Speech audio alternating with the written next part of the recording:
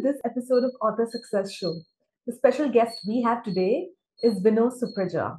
Vino is a fashion designer driven by a sharp eye and acumen fueled by high passion for the sustainable fashion industry. She graduated from a premium French fashion school, IFA Paris, in Shanghai, China, with 3 years of intense training from French fashion professionals. Vino's couture designs have been seen on the runway of New York Fashion Week, Brooklyn Fashion Week, Shanghai Fashion Week, and the Sustainable Fashion Runway in Dubai. Besides being a couture designer, Vino has made a conscious decision and changed the path to become a sustainable fashion designer. She has launched her premium online sustainable and ethical fashion brand based in UAE and Dubai. And she has now authored this wonderful book called What is Sustainable Fashion? Hello, Vino. Welcome to Author Success Show. Hey, Jyotsna, lovely meeting you this morning, and I'm so happy to be part of this show basically because I've been dreaming about being here as an author. When I was going through the process, this was always my dream. I'm so glad that this is becoming a reality.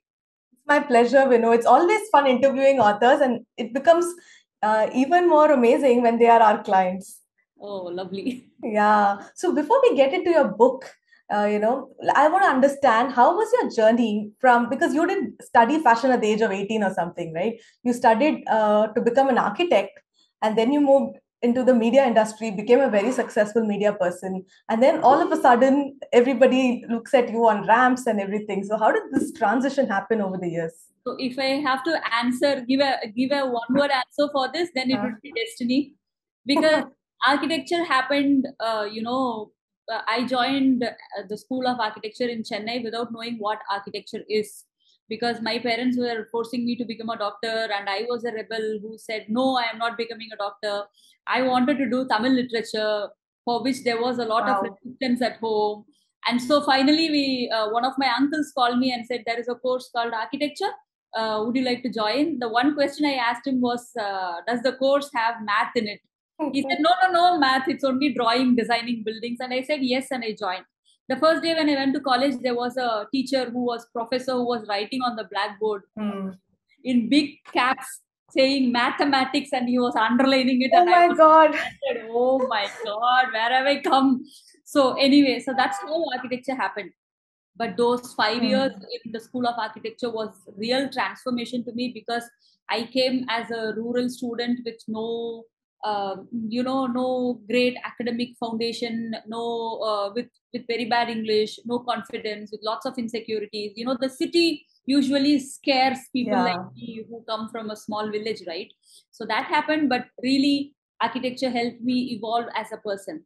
And at that point, that's when there were a lot of 3D modeling coming up. Like previously, they used to make all the perspectives of the buildings with T-scales and set squares and pencils.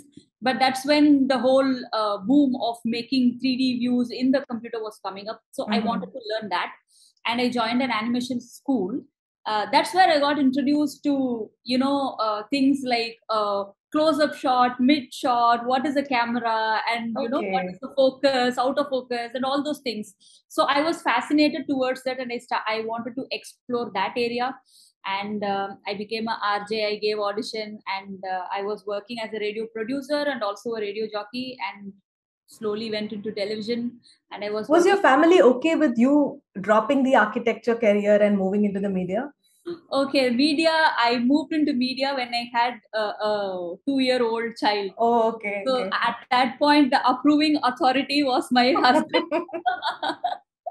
If it was my mother and father, I don't think they would have said a yes for me to get into TV or radio, because as I told you, we are from a small town and a very orthodox, conservative family. So once I was doing TV and radio, I had to move to China.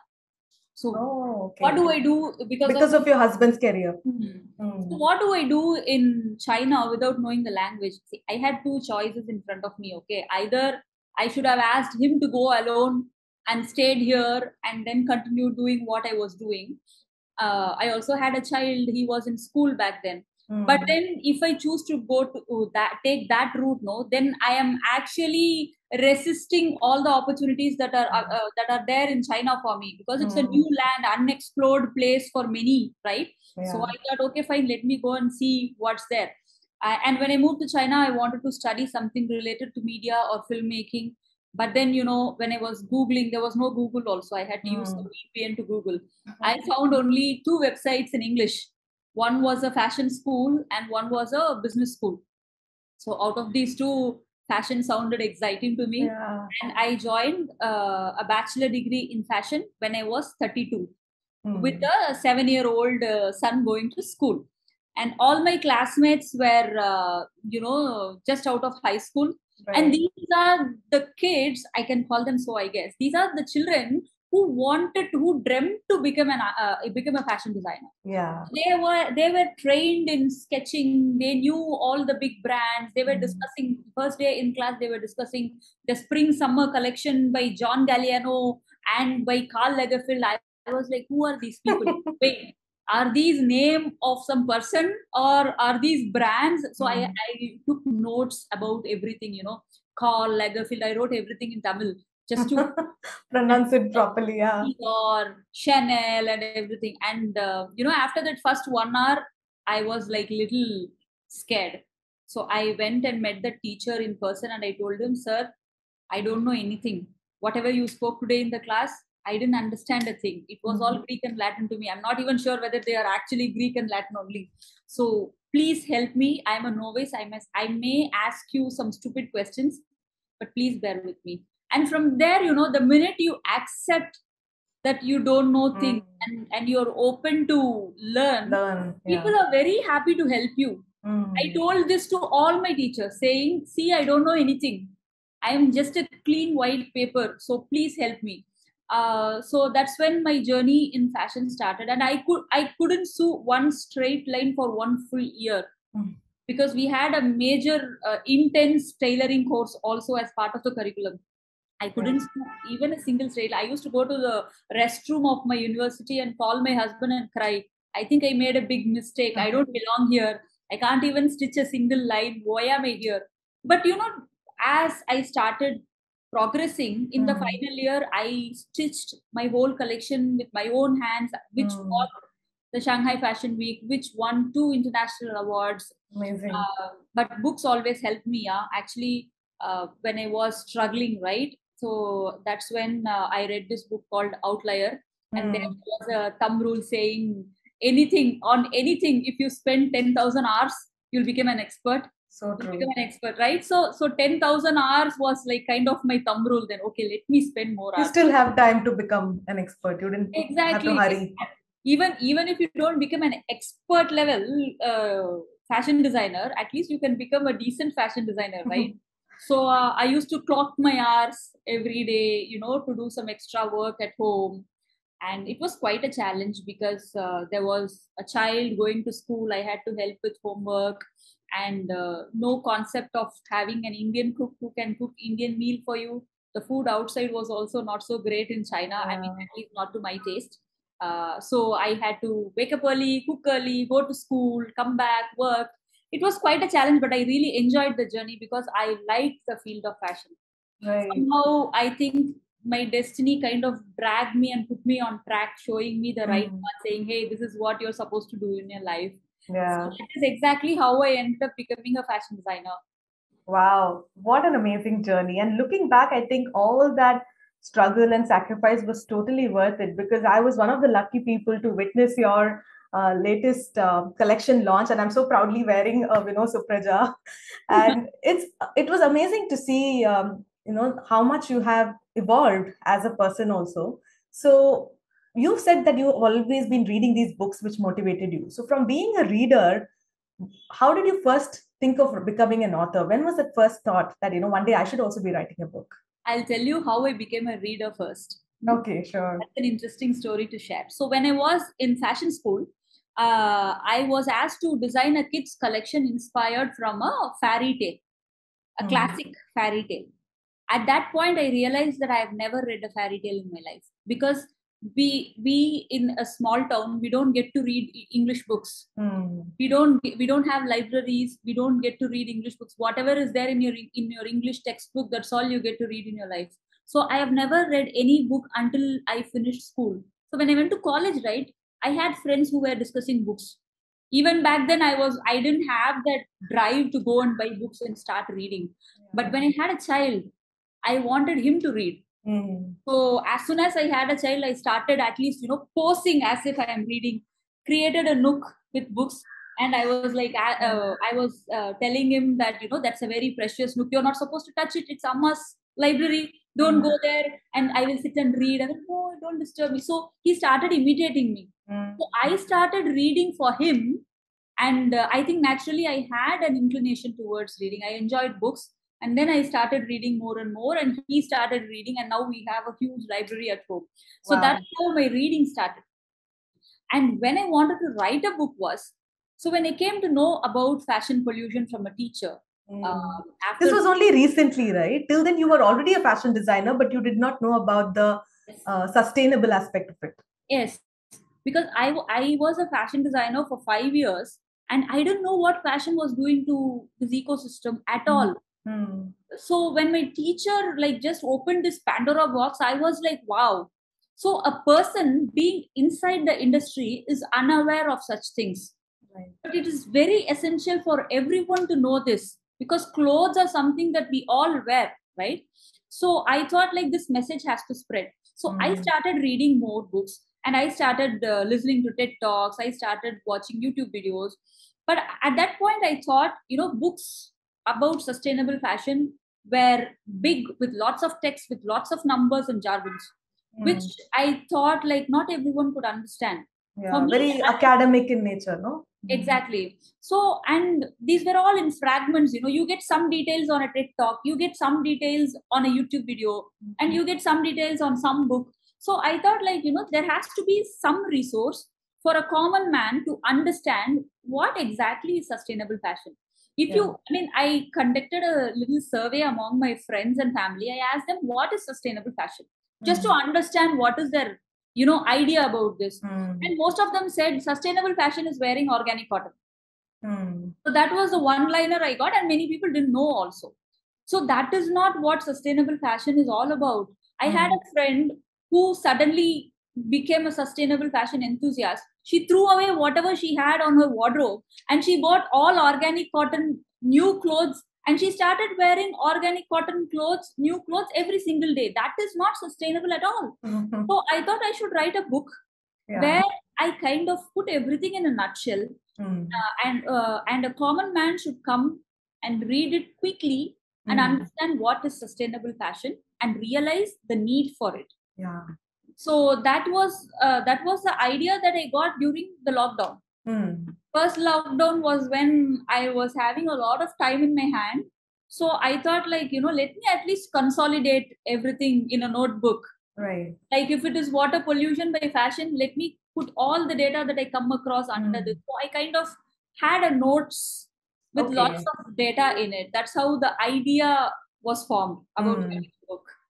Right. So you knew that you had so much to say about this, but you did not formally start writing a book. So I think I still remember the first time we met, Vino, in person. You told me that you have this idea and you have already started doing the research. And then we felt that the best way forward would be to work with a book coach, because then it becomes very accountable, very systematic. So how was the process of working with Sunena, our author success coach? It was wonderful, because I am someone who loves to be organized. If something is very chaotic, I get very tensed. So see, as I told you, I already had a lot of data. Okay. Yeah. And I had to present it in some way, which I was not aware, because I have read a lot of books, but I have never written one. When you start to execute an idea, right, you are kind of unsure about many things. Is this how it is actually done? I mean, am I taking the right track? But having a coach really helped me, because Sunena exactly understood my vision for this book. Right. She didn't ask me to deviate from what I was having in my mind. she exactly got it when I told her that this is what is the objective of the book. As I told you, it has to be small, a quick read in a very simple language and with lots of sketches, very colorful and attractive. If you find this book on a bookshelf, people should feel like at least grabbing it and flipping the pages. So when I told her all this, she exactly understood what I wanted, and she clearly broke it down into small steps. I think for any big vision in this world, however big it is, the needs first to be broken down and breaking it down to doable steps. That's what exactly Sunena did. She broke it down into small steps and she set deadlines. In between all these deadlines, I had my COVID also. So why I am mentioning this is there was absolutely no pressure. Though there were deadlines and though there were milestones to cross, there was not any pressure on me to, it's not like I was kind of getting unsettled that the deadline is coming and I have to sit and write. No. So I was enjoying the process of writing. Every review with Sunena was like a brainstorming session, I would say. We would discuss what I have written the previous week, and we will also discuss like how to go about what to be done in the next week. So it was kind of a journey where we both together took.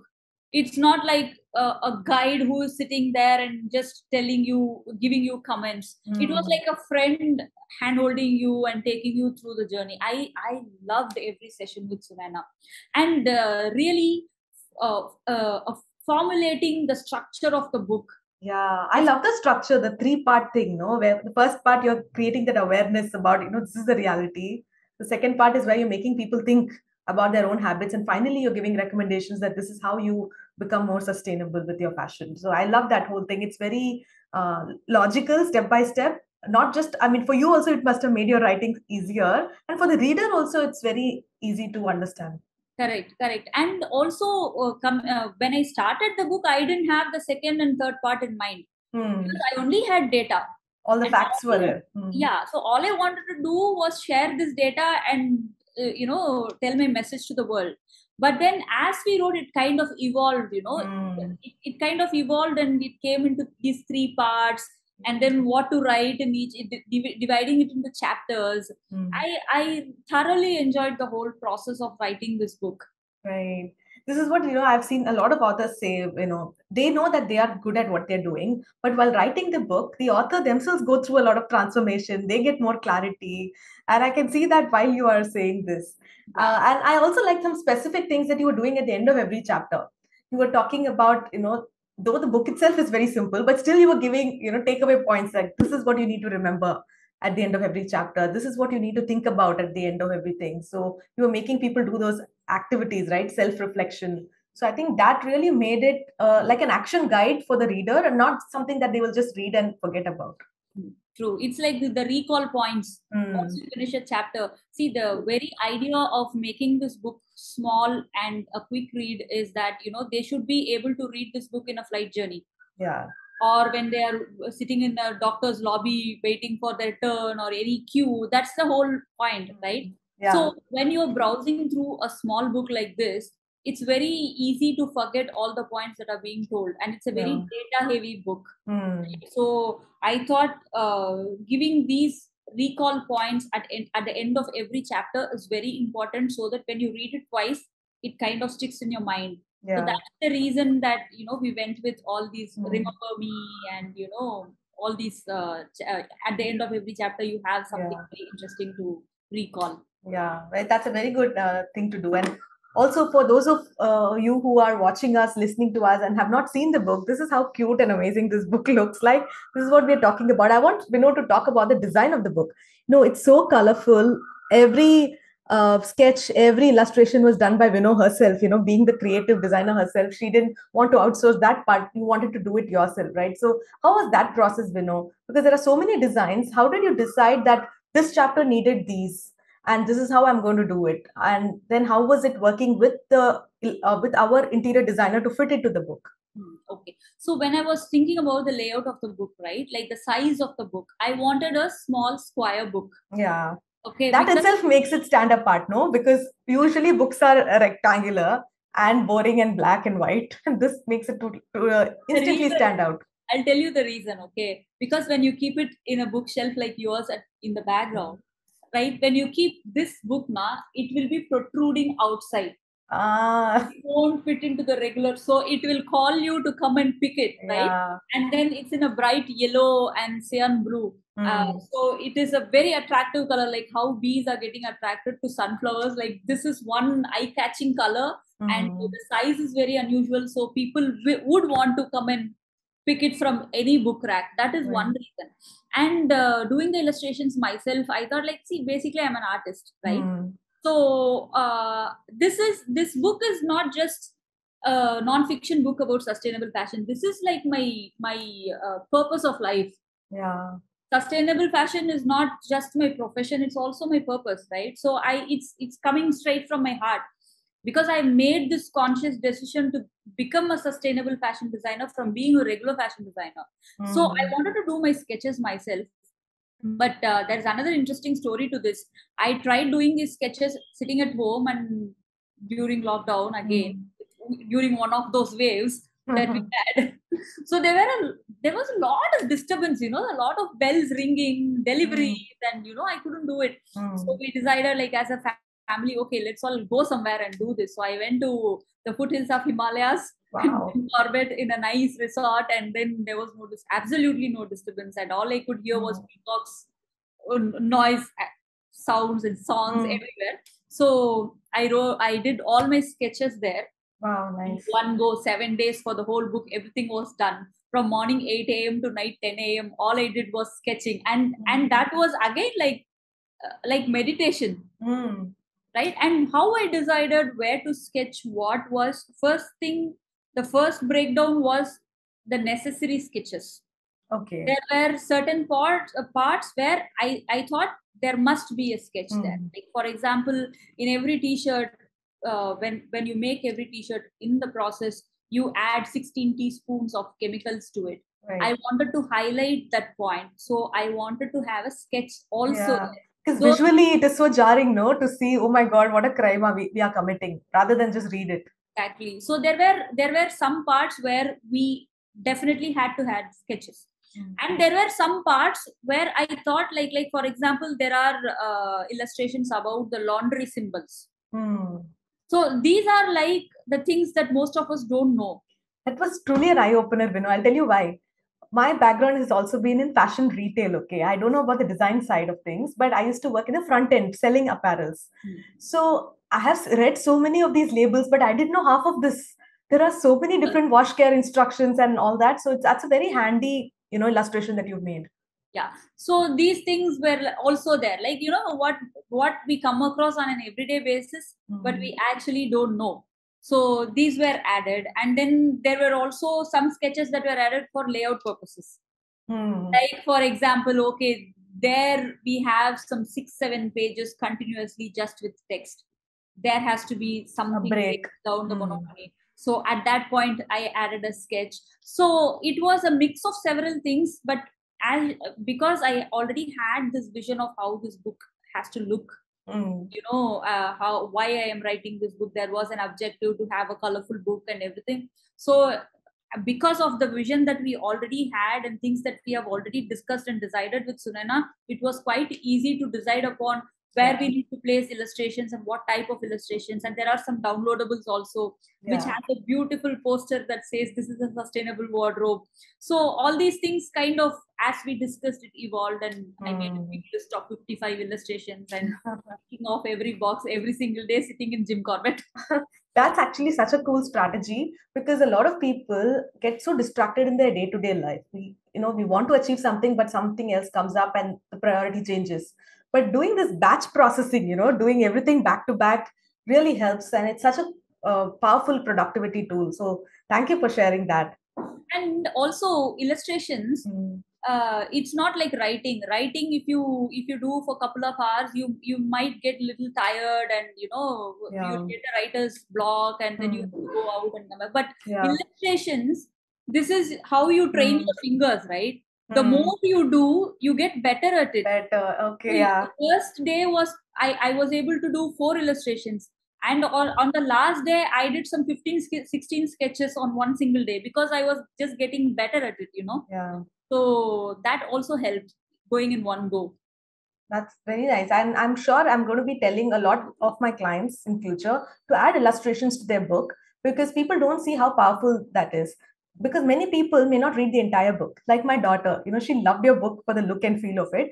So she said, what is it all about? I said, you can read. Why don't you read? She said, no, I don't like reading. So I told her, at least go through the illustrations and you'll understand. And she understood so many concepts, and she was asking me doubts. So I've loved it because it's a great tool even for kids, that, or people who don't enjoy reading like a full book. They can just flip through and get the crux of it by just looking at the illustrations. Exactly. That's what I wanted also. I'm so glad that your daughter went through the book. So, Yeah, in fact, she wanted to color it also. I've told her, see, this is the color scheme of the book. So she started choosing colors that will complement this, and she has been coloring throughout the book. Oh, very nice. Right. And now tell me about the launch, That is something that was so amazing, because for the last 2, 3 years, none of us really went to in-person events. And we were all doing these online book launches on Zoom only, calling 50 people from your family and your launch team and doing it. And this was such a welcome change. So how was the whole planning and execution? Oh, so actually, I have been away from India for more than a decade. So I Mm. moved back to India during the first lockdown. And now, like, as you say, BC, AD, and everything as a as an identification, now it's all lockdowns and waves of COVID. So I moved back to India during my first lockdown and I started writing this book. Mm. But whatever I've achieved, right? Like all my runways, like Shanghai Fashion Week, Brooklyn Fashion Week, New York Fashion Week, Sustainable Fashion Runway in Dubai, everything happened elsewhere, not Mm. in my home. So all my friends and family who were supporting me, who were my cheerleaders, they've Yeah. seen whatever I have done only virtually. Mm. They've never seen anything in person. And writing a book and becoming an author is like a milestone in my journey, the so-called journey called life, right? So Like true. not everyone becomes an author, right? So I wanted to do something amidst my close circle, for them, with them. Mm. So that Mm. was the whole idea, and that's why I planned it in Chennai. Though I live in Delhi, I could have Mm. done the event in here, having proper PR. I would have got pan India coverage, and it would Yeah. have been, creating more awareness about my products, about my brand commercially. Mm. But that was not the intention behind doing this launch. The intention was to be with my people, surrounded by my people. So that's why we did this in Chennai. Yeah. And my new collection was ready, which was inspired from the folk art Terracotta, which is street theater of Tamil Nadu. So I thought it makes more sense to launch Yeah. this in Tamil Nadu with my people along with the book launch. And that's how the launch was planned. Mm. About the actual unveiling of the book, we were thinking about bringing some celebrity, Yeah. like that's the first thought that comes to everyone, right? Bringing Correct. some celebrity and asking them to launch the book. But that was an irony, because see, all these people now, they're all influencers. They Mm. promote fast fashion. They do hashtag OOTD every single day on their Instagram. And what is the point of them coming and launching this book called What Yeah. is Sustainable Fashion? First, they need to read this book, right? Exactly. So when I was thinking about all these aspects about who is the right person to come and launch the book, all I could think was that my English teacher would be the best person to do this, because Mm. as I told you, I am from a small town who came to Chennai without knowing what world is. And look at me today.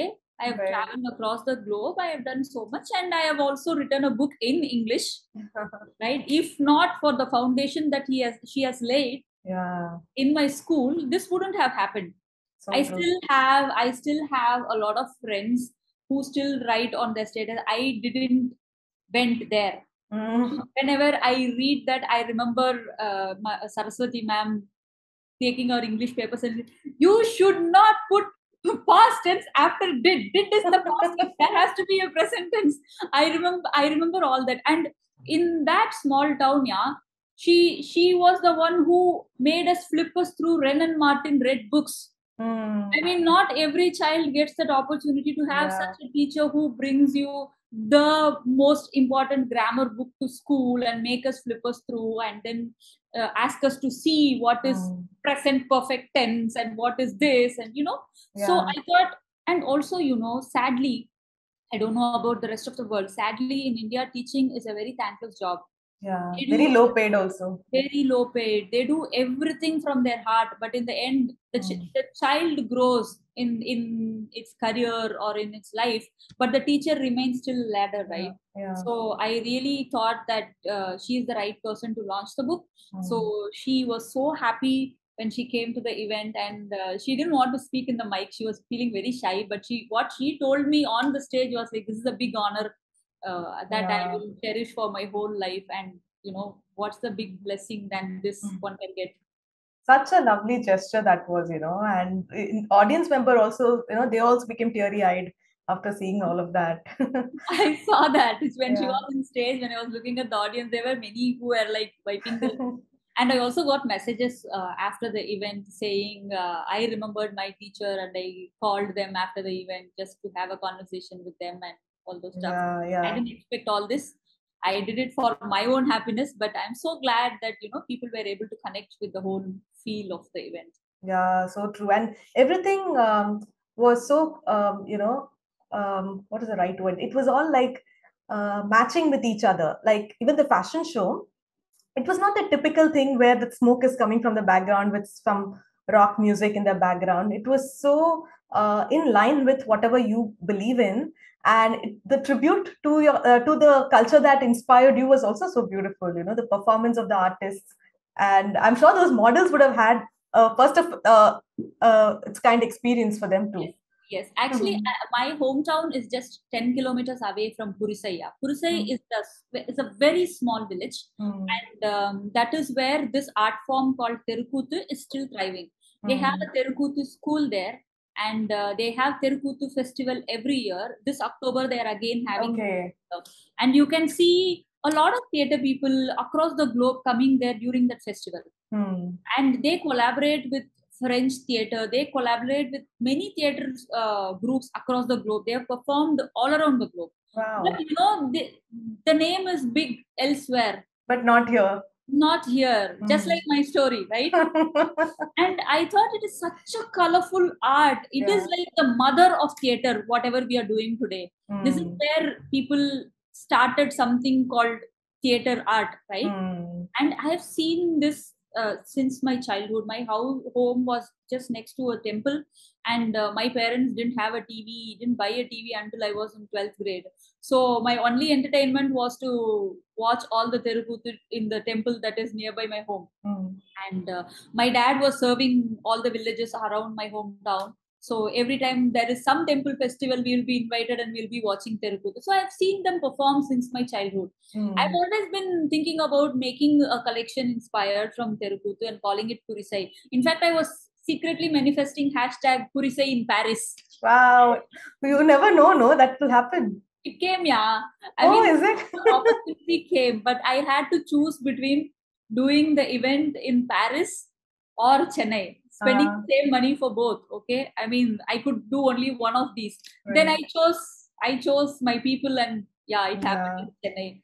Because if I had done this in Paris again, it would have been again a social media spectacle for all my viewers, right?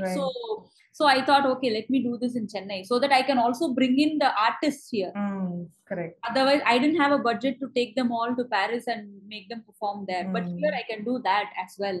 And when I came up with this idea of combining a Terracotta performance with a fashion show, the model choreographer was not very sure. He was like, they would have never done something like this before. Yeah, especially for the music. Even the Terracotta Annas, they were telling me like, Ma, this music may not go with fashion show and all, Ma, you play something else. I said, no, let's try, no. We didn't even rehearse actually. We didn't even know what beat they are going to play. I told them, Anna, whatever you are playing, just keep the beat in loop. Let them walk for it. And the instruction that was given to the models were like, whatever pace the beat is going to go, we don't know what that. Walk for that pace. If it's slow, walk slowly. If it's fast, just follow the pace. And that's Yeah. what happened. And the beautiful thing that happened spontaneously was, as we all walked together along with the artists, at the end they stopped in the middle of the stage and they started singing their winding up song called Mangalam. Okay. That elevated the whole event to another level. That And is where you also made your entry, right? exactly. And that song was all about praying Shakti, the goddess energy, to bring in rains. And as he was singing, there was a bit of lightning. I could hear some thunder, and I was like, wow. It was such a goosebumps moment. I know, right? I was like, okay, it's nice to hear all these thunders and lightning, but please don't rain now. Wait for 2 more hours. And it rained after 2 hours. When we were packing up, it rained like crazy. So the whole energy was very positive, and I just loved the day. So we also like totally enjoyed, and thank you so much for putting this together, because a lot of authors, they have the self-doubt. Oh, should I market myself? So what would be your message for those authors who feel that as long as my book is published, it's enough? They really don't make that noise. So I feel that as an author, you're more than the book. It's the message that has to be loud, right? So you have that vision. So what would you tell to those authors who are not playing a big game? I really like Austin Kleon. Okay, if you can see the dimension of this book, you will know. Like Steal Like an Artist is a big inspiration for me to do, for the look and feel of this book. Right. So he has posted some time ago on Instagram saying, even if you're God, someone has to ring the bell loud, tell this world that you are present at somewhere. Right? Even if you're God, you have to make some noise. I just love that, it just shifted my perspective, because I was thinking the same, why would I blow my own trumpet? Why would I talk about myself? It's not, my work should speak something we all were, seeded from our childhood, right? But the thing is, like, maybe it worked at one point in time, but times have changed. Because, see, for example, once upon a time, there were only a handful of people who could sing well or dance well. Yeah. If you go to a classroom and ask all the children to dance, one or two will dance well. But these days, everyone sings well. Everybody dance well, and people cook very well. Everyone is talented. Yeah, I think our DNA has evolved that way. But so that makes the place really crowded, especially when you are in a creative field. If you are an artist, an author, or a dancer, or a singer, or a musician, nobody is going to promote you. Yeah. Other than you. Yeah, nobody is going to promote you, because A, this field is highly competitive, and B, this is not a highly revenue generating business, right? Any creative field for that matter. Yeah. It's very expensive to hire a PR agency to do the promotions. Not everyone has the liberty to do that, or the resources to do that, right? So now we have a beautiful stage called social media, where the whole world is eyeing. Yeah. So you have a stage, there are spotlights, and there are audience. And what are you waiting for? You just have to come onto the stage and perform for the world, right? And because in the end, if you are writing a book, it is for people only, right? It's not for yourself. Yeah. So who will tell the people that you have written a book other than you? See, and one more thing is, maybe your posts are not good enough, like aesthetically. Maybe you don't know to make reels. Maybe you don't know to edit video or add music. It's okay, yeah. Try na. Yeah. Start somewhere at least. You can try anything, or as long as it costs your life. You're going to try something, and if you're going to die, don't do it. Otherwise, you can try anything in this world. Yeah. Right? What's wrong? Okay, do bad work. You will evolve. Maybe your first 15 reels will be so. In your 16th reel, you will start getting better, like how I started stitching. Yeah. Right? Nobody who, sees this garment would tell that you couldn't stitch one straight line. Exactly. So it's okay to do bad work. It's okay to talk about yourself, acknowledge what you have done, feel proud about what you have done, and tell the world the process. And recently one of my friends told me, like, the motto for the ideal line for social media is process, record, and then tell people about what you have done. So it's always important to record the process and then put it out there. It's okay if you do a bad sketch also, just be there, show your presence there, because as I told you, there is a stage, there are spotlights, there are audience, so you can't just shy away at this point in time. This is such a powerful and a positive message, Vino. Thank you so much for your time in talking about your journey and inspiring so many aspiring authors to also share their message with the world. So, where can people find out more about you and your work? So I have my own website. It's www.vinosupraja.com. That's my name. So where you can find my garments, you can order your book also. If you're within India, if you're outside India, you can find the book on Amazon. So you can get the paperback and the Kindle version in Amazon. And that also I learned in this journey. How to put your book on Amazon and how to get ISBN number. It's not a rocket science, right? Even once you have a team to support you, everything is possible. Exactly, everything is possible. And I had Sushmita helping me with all the Amazon formalities. Amazing. Thank you so much, Vino. It's actually such a privilege for my team also to work with you. We learned so much from you about your passion for your work and everything in this process. So we are extremely proud of the book. I have to tell you something about you girls. It was so happy to work with very professional young bunch of girls. Young mothers and still managing work life and scheduling meetings. I really like to work with such positive people and understanding each other's problems. Like if I say, like, my son is having an exam, can we have the meeting 2 days after, and you understand and I understand if there is something happening in your lives. And I got some beautiful friends for life also in this process. So all the very best to all of you, and you girls rock. Thank you so much, Vino. Thank you so much once again for coming on Author Success Show. My pleasure. Thanks a lot.